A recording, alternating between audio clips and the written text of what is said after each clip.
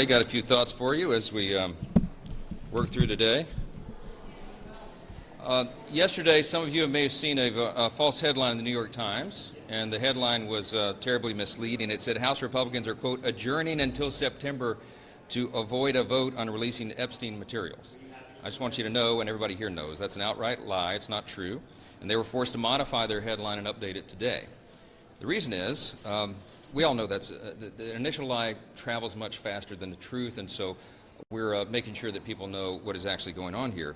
I think every single one of your publications have known that the published schedule of Congress was decided in December of 2024, and it's been published ever since. We are fulfilling the calendar. We're working. We'll be working tomorrow. There have been votes every day this week. We have 9 or 10 committees working through markups this week, many tomorrow. Congress is doing its work. No one is adjourning early. We have an August district work period that is very important to the function of Congress that has been recognized for all of memory of this institution, and that is what everyone will be doing. The Times was forced to change the headline because it was completely false. No one in Congress is blocking Epstein documents. No one in Congress is doing that. What we're doing here, Republicans are preventing Democrats from making a mockery of the Rules Committee process because we refuse to engage in their political charade. That is what is happening and nothing more. The way Democrats have tried to weaponize this issue is absolutely shameless, and I just want to say this. Democrats said nothing and did nothing, absolutely nothing, about bringing transparency for the entire 4 years of the Biden presidency. But now, all of a sudden, they want the American people to believe that they actually care. Their actions belie their words. We will not be lectured on transparency by the same party that orchestrated one of the most shameless, dangerous political cover-ups in the history of the United States. And that was President Biden's obvious mental decline. House Republicans stand for maximum transparency and truth. We always have and we always will. We're in lockstep with President Trump and his administration on this issue. We are pushing for the release of all credible information to be released with regard to the Epstein matter. I would note also that there are real issues, legal issues, with the CANA resolution, with the Massey resolution. CANA's has no protection whatsoever for the victims of these horrible, unspeakable sex crimes, and Massey's doesn't go far enough. Additionally, the President has directed the Department of Justice to pursue the release of grand jury information, and that is happening as we speak. In fact, the court is processing the DOJ's request for grand jury materials as we are standing here right now. That's a very important step. We'll evaluate any necessary measures that Congress needs to undertake when that process is completed. I'm convinced the administration is thoroughly reviewing all materials and working to release all credible information while also providing protection for victims. And I've been very clear and on the record many times that we have an obligation to do that, a legal obligation and a moral obligation to protect the people who have been the victims of these unspeakable crimes so that their names are not dragged through the mud. That's a fine needle to thread, and I'm convinced that the people who are in charge with this are doing it the right way, judiciously. The Trump administration is working through the court to unseal those documents. Most of the Epstein files are under court order and sealed, so you have to go through that route to do it. All that credible information needs to come out, but they deserve the space to do that in the way that it is supposed to be done, and they are. A thorough, judicious, meticulous review to truly protect innocent people who suffered. In the meantime, on a much brighter note, the House Republicans are looking forward to going back to their districts. They have a lot to be proud of and a lot of good news to share back home. It's just 6 months of this administration and this Congress. We work closely with President Trump. We've delivered on the mandate from the American people. We have the safest border now in the history of the country. Inflation is cooling. We passed one of the most consequential pieces of legislation in the history of this institution, the One Big Beautiful Bill. And what that did, as you know, was it secured the largest tax cut for American workers, the largest single investment in border security and national defense in generations, the largest reduction in spending in the history of any government on planet Earth, and much more. President Trump is making historic trade deals to balance the playing field and bring trillions of dollars of investment into America. As a side note, I was telling you, I was in the Oval Office last night for the historic moment where he made the trade deal with Japan. It was really something to see. I'll write a book about it one day. The Art of the Deal. It was a masterclass. We passed over 250 bills. We voted to codify 50 of President Trump's executive actions, and we're just getting started. He has signed into law so far important legislation like the Lake and Riley Act, the Halt Fentanyl Act, the Take It Down Act, the Genius Act, and of course the $9 billion rescissions package. In just 6 months, President Trump and House Republicans have made safer, stronger, and more prosperous America. We have worked to do that, fulfilling our campaign promises, and there's much more to come. And during the district work period, we'll be crisscrossing our districts and sharing with constituents the impact of all that hard work here on Capitol Hill.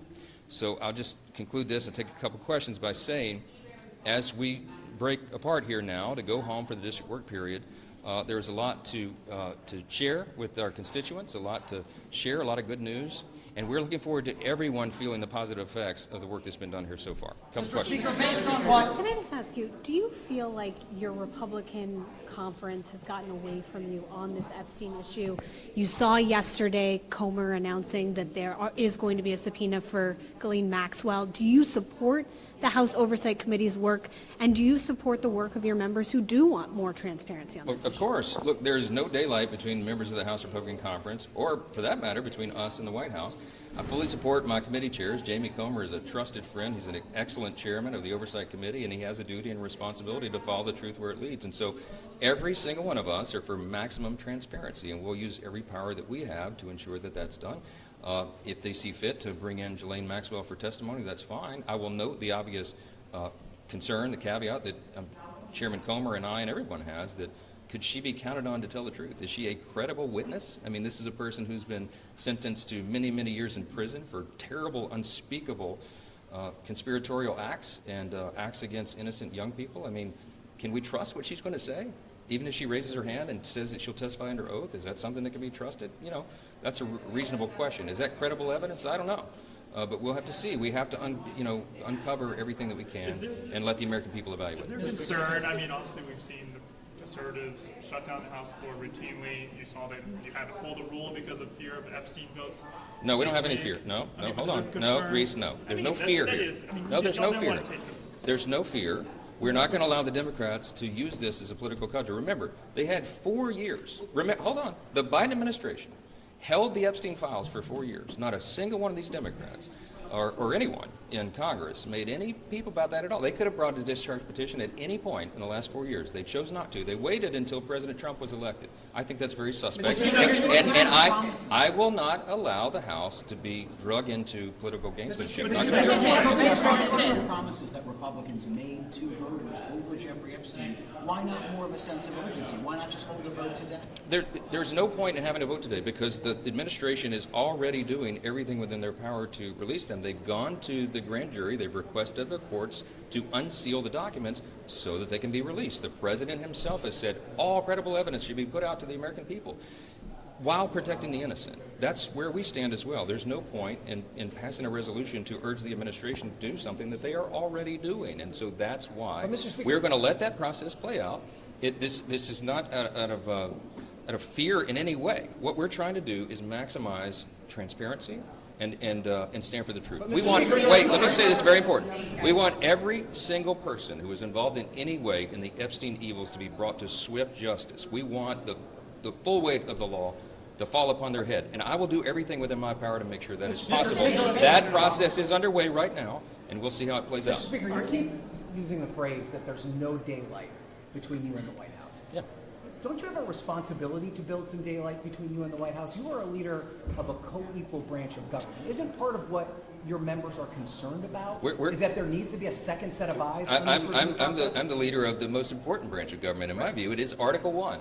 And if I see that Article 1 and our authority is being breached in any way, I'll act upon it. I'm a jealous guardian of our responsibility here, our constitutional authority, and that most important branch of government, in a government of, by, and for the people. But I will tell you this right now. When I say there's no daylight between me and the president, we talk about this privately. He's spoken about it publicly. I have as well. He's trying to achieve the same exact objective that we are, that every member of the House Republican Conference wants to achieve, and that is to let the American people decide.